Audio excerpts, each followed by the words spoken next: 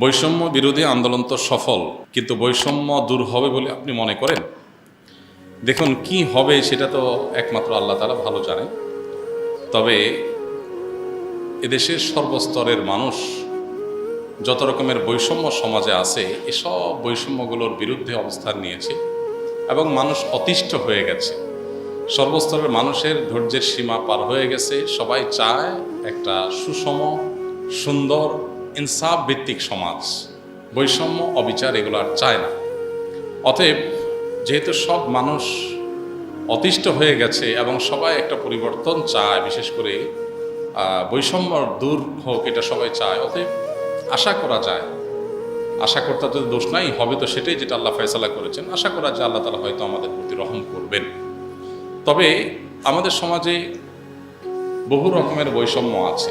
যেই বৈষম্য নিয়ে আজকে এই পর্যায়ে আসলো, একটি সরকারের পতন হয়ে গেল, সেটি হলো কোটা নিয়ে যে বৈষম্য, চাকরির ক্ষেত্রে, বিশ্ববিদ্যালয় ভর্তির ক্ষেত্রে, বিভিন্ন সেক্টরে যে কোটার ক্ষেত্রে যে বৈষম্য ছিল, কোটার মাধ্যমে যে বৈষম্য ছিল, এটাকে কেন্দ্র করে মূলত আজ এতদূর আসলো। কিন্তু এর বাইরে আরও বহু বৈষম্য আমাদের সমাজে আছে না, নেই? না শুধু এটাই একমাত্র বৈষম্য? একটা বৈষম্যের কথা আমি বলি, যে বৈষম্যের কথা সাধারণত কেউ বলে না। সেই বৈষম্যটা হলো, এদেশে সংখ্যাগরিষ্ঠ মুসলমানদের প্রতি সবচেয়ে বেশি বৈষম্য করা হয়। অ্যাজ এ মুসলিম যে বৈষম্যের শিকার হয় মুসলমান, সেটা সবচেয়ে দুঃখজনক এবং দুর্ভাগ্যজনক। এমনকি মুসলমান হিসেবে যখন কেউ ইসলাম চর্চা করেন, তখন তার সেটার প্রতিও বৈষম্য আমরা দেখতে পাই। আপনি দেখবেন যে দাড়ি টুপি পরে যদি কোনো প্রতিষ্ঠানে কেউ কাজ করতে যায়, কোনো শিক্ষা প্রতিষ্ঠানে কোনো নারী যদি হিজাব পরে পরীক্ষা দিতে যায় বা পড়ালেখা করতে যায়, ক্লাস করতে যায়, তাকে বৈষম্যের শিকার হতে হয়। এই বাস্তবতা কি আমরা কি অস্বীকার করতে পারবো? গত বহু বছর ধরে আমাদের দেশে এই চর্চা চলছে। বিধায় এই বৈষম্যটার বিরুদ্ধে, যেটা বিরুদ্ধে কেউ কথা বলে না, এটার বিরুদ্ধে আমাদের সবাই সোচ্চার হতে হবে। অর্থাৎ সব রকমের বৈষম্যই দূর হওয়া দরকার। এর ভিতরে এটা একটা। দাড়ি টুপি পরে আপনি কেন কোনো প্রতিষ্ঠানে যেতে পারবেন না? কেন সেখানে গেলে আপনাকে নানাভাবে নাজেহাল করা হবে? কেন সেখানে আপনার বিরূপ আচরণ আপনার সাথে করা হবে? তো এইটা দূর হওয়ার জন্য আমাদের দরকার জনসচেতনতা সৃষ্টি করা। দাড়ি টুপি এদেশের সংখ্যাগরিষ্ঠ মানুষের চিন্তাধারা ধারক বাহক। এটার প্রতি বৈষম্য যদি হয়, তাহলে কতদিন পর্যন্ত এটাকে ঠেকায় রাখতে পারবেন? এই যে নানা বৈষম্যকে দীর্ঘদিন পর্যন্ত চাপায় রাখতে একসময় সেটা ব্লাস্ট হয়ে গেছে। ঠিক এদেশের সংখ্যাগরিষ্ঠ মানুষ যেহেতু মুসলমান, ইসলামের বিভিন্ন নিদর্শন, আলামত, সিম্বলের প্রতি যদি বৈষম্য হতে থাকে, এটাও একসময় হয়তো ভয়াবহভাবে ব্লাস্ট হয়ে যাবে। তখন কোনো নিয়ন্ত্রণ করার ক্ষমতা কারোর থাকবে না। মাদ্রাসা শিক্ষার্থীদের প্রতি যে বৈষম্য, আপনারা জানেন, গত কয়েক বছর ধরে আমরা দেখলাম যে বিশ্ববিদ্যালয় ভর্তি পরীক্ষা যেখানে কম্পিটিশন করে মাদ্রাসা ছাত্র টিকে যাচ্ছে, সেটা নিয়েও নানান কথা শুনতে হচ্ছে যে এটা হায়ার লেভেলের মাদ্রাসায় পরিণত হয়েছে। কম্পিটিশনের মাধ্যমে যোগ্যতা প্রমাণ করে যদি মাদ্রাসার ছাত্ররা ইউনিভার্সিটিতে টিকতে পারে, তাহলে সেটা নিয়ে যদি কেউ আপত্তি করে, তাহলে সে তো রেসিজম তার মধ্যে আছে, সে তো বর্ণবাদী, সে তো তার সংকীর্ণ মনের চিন্তা সে লালন করছে, সে তো বৈষম্য করছে। এবং আমার যোগ্যতা থাকা সত্ত্বেও যদি আমি কোথাও যেতে না পারি, তো এই বৈষম্য দূর হওয়া দরকার। মাদ্রাসা শিক্ষার্থীদের প্রতি বৈষম্য অনেক বেশি হচ্ছে, যেটা নিয়ে কেউ কথা বলে না। আপনি দেখবেন যে এমন একটা পর্যায়ে নিয়ে যাওয়া হয়েছে গত অনেক বছর ধরে যে আর্মিতে, প্রশাসনে, বিসিএসে মাদ্রাসা ব্যাকগ্রাউন্ড হলে তাদেরকে ভিন্ন চোখে দেখে তাদেরকে সরায় দেওয়ার অপচেষ্টা করা হয়। তো এই যে একটা ব্যাপার, এই বৈষম্য দূর হওয়ার জন্য আমাদের প্রত্যেকটা মানুষের সচেতন হতে হবে এবং প্রত্যেকটা মানুষকে আমাদের দায়িত্বশীল আচরণ করতে হবে এবং সমাজ থেকে এই বৈষম্য দূর করার চেষ্টা করতে হবে। একটা জিনিস দেখেন, আলেমদের অবদানকে এই সমাজে স্বীকার করা হয় না, বৈষম্য করা হয়। আলেমদেরকে এই সমাজের প্রতি কোনো কন্ট্রিবিউশন নাই। শুধু আছে তা না, এই সমাজে এখনো পর্যন্ত চুরি, ডাকাতি, অনৈতিকতা যতটুকু কম আছে, এখনো আমাদের অনেক কঠিন পরিস্থিতি, কিন্তু যতটুকু নিয়ন্ত্রণে আছে, এতটুকু আইন শৃঙ্খলা রক্ষাকারী বাহিনীর চাইতে কোনো ক্রমেই আলেম সমাজের অবদান কম না। এতটুকু কম রাখার ক্ষেত্রে মসজিদের মিম্বর থেকে, মাহফিলের মঞ্চ থেকে এদেশে মানুষকে মনুষ্যত্ব শেখানো হয়, এদেশে মানুষকে নীতিনৈতিকতার কথা শেখানো হয়। হুজুরদের ওয়াজ শুনে কোনোদিন কেউ মাদকের পথে যায় নাই, হুজুরদের ওয়াজ শুনে কেউ কোনোদিন সন্ত্রাসী হয় নাই, হুজুরদের ওয়াজ শুনে কেউ বাবা মার অবাধ্য হয় নাই, কেউ সমাজে খারাপ কোনো কাজ করে নাই, বরং হুজুরদের ওয়াজ শুনে বহু খারাপ মানুষ ভালো হয়েছে। সো আলেমদের অবদানকে স্বীকার করা হয় না। বিশেষ করে আমি এক শ্রেণীর মিডিয়ার প্রতি সম্পূর্ণ শ্রদ্ধা রেখে বলছি যে কিছু মিডিয়া তো আছেই আলহামদুলিল্লাহ, তারা তার দায়িত্বশীলতা পেশাদারিত্বের পরিচয় দেয়, কিন্তু অনেক মিডিয়া আছে যারা আলেম সমাজের প্রতি বৈরী আচরণ করে, বৈষম্যমূলক আচরণ করে। এটা কি আপনারা জানেন না? ওপেন সিক্রেট, একদম দিনের আলোর মতো পরিষ্কার। আলেমদের কাজগুলোকে তারা দেখাতে চায় না। আমি ছোট ছোট কিছু এক্সাম্পল দিতে চাই। যেমন ধরুন, একটা কনসার্ট হচ্ছে, গানের কনসার্ট, এটা যত ফলাও করে মিডিয়াগুলো প্রচার করে, টেলিভিশনে, পত্রপত্রিকায়, অমুক গানের কনসার্ট হয়েছে, এত ছেলেপেলে হয়েছে, এটা যেরকম প্রচার হয়, অনেক ওয়াজ মাহফিল আছে এদেশে যে গানের কনসার্টের চাইতে বহুগুণ বেশি সাধারণ মানুষ সেখানে অংশগ্রহণ করে। আজ পর্যন্ত কোনো মিডিয়াতে দেখেছেন যে মাহফিলকে অ্যাজ এ নিউজ আকারে মাহফিল এর রিপোর্ট তারা করে? সাধারণত কেউ যদি পুশ করে, সেখানে তাদেরকে হাই হ্যালো করে, টাকা পয়সা ঘুষ ঘাস দেয়, অথবা তাদের হাতে পায়ে ধরে, তখন হয়তো কোনা কাঞ্চি দিয়ে ছোট্ট করে একটা কলামে তারা রিপোর্ট করে। তো এদেশের ওলামাদের বড় বড় কাজগুলোকেও দেখানো হয় না। আমাদের আফসোস নাই, আসুন্নাহ ফাউন্ডেশন থেকে আমরা এত কাজ করছি, আলহামদুলিল্লাহ অনেক মিডিয়া সেগুলোর কোনোটা তাদের দায়িত্বে তারা প্রচার করছেন, আমি তাদের কাছে কৃতজ্ঞতা জানাই। কিন্তু অনেক মিডিয়া আছে যেন তাদের চোখে পাথর দিয়ে রাখছে, তারা কিছুই দেখে না। আমরা তাল করার পরও সেগুলোর কোনো আলোচনা নাই, আরেকজন তিল করছে সেটা নিয়ে বিরাট ফলা করে প্রচার। এই যে আলেম সমাজের প্রতি বৈষম্য, চলমান বৈষম্য বিরোধী আন্দোলনে এই বৈষম্য দূর হোক, অন্যান্য বৈষম্যের পাশাপাশি এই বৈষম্য দূর হোক। আলেম ওলামাদের প্রতি বৈষম্যের বহু দিক আছে, বহু দৃষ্টান্ত আছে, যেটা আসলে বলে শেষ করা কঠিন।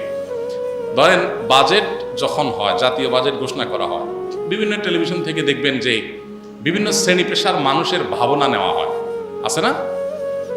বাজেট নিয়ে বুদ্ধিজীবী কি বলছেন, পেশাজীবী কি বলছেন, ব্যবসায়ীরা কি বলছেন, রাজনীতিকরা কি বলছেন, মন্তব্য নেওয়া হয়।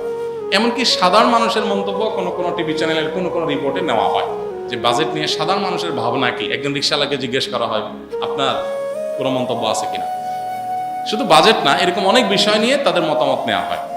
কিন্তু আজও পর্যন্ত কোনো আলেমের মতামত নিতে আপনারা দেখছেন কিনা আমি জানি না, আমি দেখিনি, আমার চোখে পড়ে নাই। তো আলেমরা কি এদেশে ভাইসে আসছে? ৩.৫ লক্ষ মসজিদ এদেশে, ৩.৫ লক্ষ মসজিদের ৩.৫ লক্ষ ইমাম খতিব, তারা মিনিমাম ৩ থেকে ৪ কোটি মানুষের প্রতিনিধিত্ব সরাসরি করে। তাদের মতামতের কোনো মূল্য নাই। আপনি দেখবেন দেশের কোনো ক্রাইসিস মোমেন্টে বা বিশেষ কোনো পরিস্থিতিতে বিশেষজ্ঞদের আলাপ সালাপ হয়, টকশো হয়, কিন্তু কোনো আলেমকে সেখানে সাধারণত ডাকে না। আমরা বিগত আমলে দেখছি যে কোনো আলেমকে যদি কোনো ইস্যুতে ডাকাও হয়, তো উদ্দেশ্য হলো আলেমরা আয়না ৩-৪ জন মিলে ধরার জন্য। দেখছেন না আপনারা যে ৩-৪ জন মিলে একজন আলেমকে আয়না কিভাবে কোণঠাসা করবে, ওই জন্য করা হয়। বৈষম্য বিরোধী আন্দোলন যেহেতু সফল হয়েছে, অতএব এই বৈষম্য সমাজ থেকে দূর হোক।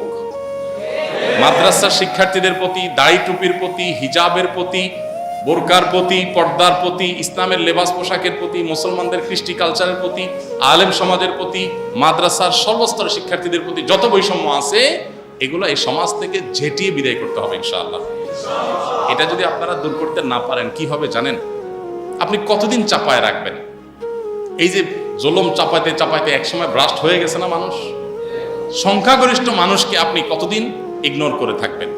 দেখেন, যখনই তত্ত্বাবধায়ক সরকার বা অন্তর্বর্তীকালীন সরকার, ইন্টারিম গভর্নমেন্ট যখনই ফর্ম করে, আপনারা দেখবেন সেখানে বিভিন্ন শ্রেণী পেশার মানুষ নেওয়া হয়। এই প্রথম জীবনে দেখা গেছে যে একজন আলেম নেওয়া হয়েছে। এর আগে কোনোদিন কোনো আলেমকে কেউ কোনোদিন বলেও নাই। তাহলে এটা কি বৈষম্য না? এটা কি অবিচার না? আলেমরা কি লক্ষ লক্ষ কোটি কোটি মানুষের প্রতিনিধিত্ব করে না?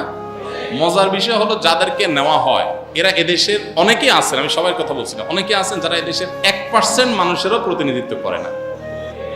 1% মানুষের সাথে তাদের কোনো জনসম্পৃক্ততা। এদের অনেককে দেখবেন যে কোনো এলাকায় মেম্বারিতে দাঁড় করা দিলে তার মেম্বারিতেও মানুষ ভোট দিবে না, কিন্তু তারা দেখা যায় উপদেষ্টা হয়। আছে না নাই? আমি এটা এই আমলের কথা, আমি এটা বলতেছি চলমান আমাদের এখানকার কৃষ্টির কথা। আলেমন আমাদেরকে কখনো গোনা হয় না। তো এটা কি বৈষম্য না? বৈষম্য না, অনেক বড় একটা বৈষম্য। এই বৈষম্য নিয়ে কেউ কথা। তো আজ বৈষম্য বিরোধী আন্দোলনের এই পর্যায়ে বা বৈষম্য বিরোধী আলোচনার এই পর্যায়ে এসে অনেক বৈষম্য নিয়ে আলোচনা হলেও এই বৈষম্যের কথা কেউ বলে না। আমরা এই বৈষম্যের কথা প্রসঙ্গত বললাম। আমরা চাই যে এই বৈষম্য দূর হোক। যদি দূর না হয় তাহলে সমাজ শেষ হয়ে যাবে। কারণ আপনি চাপাতে চাপাতে চাপাতে কত দূর চাপাবেন? অতএব মিডিয়ার ভাইদের প্রতি শ্রদ্ধা রেখে বলছি, এবং আরও বিভিন্ন পর্যায়ে যারা আছেন সব সেক্টরের ভাইদেরকে বলছি যে এই বৈষম্য দূর করুন। মাদ্রাসা শিক্ষার্থী, দাড়ি টুপি, আলেম ওলামা, হুজুর দেখলেই তাদেরকে বিমাতাসুলভ আচরণ, মনে হয় যে হুজুররা এদেশে উড়ে আসছে, এরকম একটা ভাবনা যে হুজুর মানুষ মানে বেচারা এদেশ থেকে এদেশে উড়ে আসছে।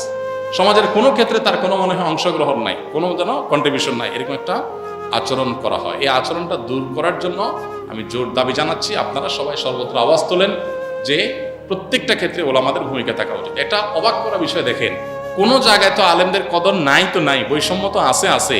মসজিদ মাদ্রাসা পরিচালনার ক্ষেত্রেও আলেমদের কদর নেই। মসজিদ একটা ধর্মীয় প্রতিষ্ঠান, কিন্তু বাংলাদেশে মসজিদগুলো চালায় কারা?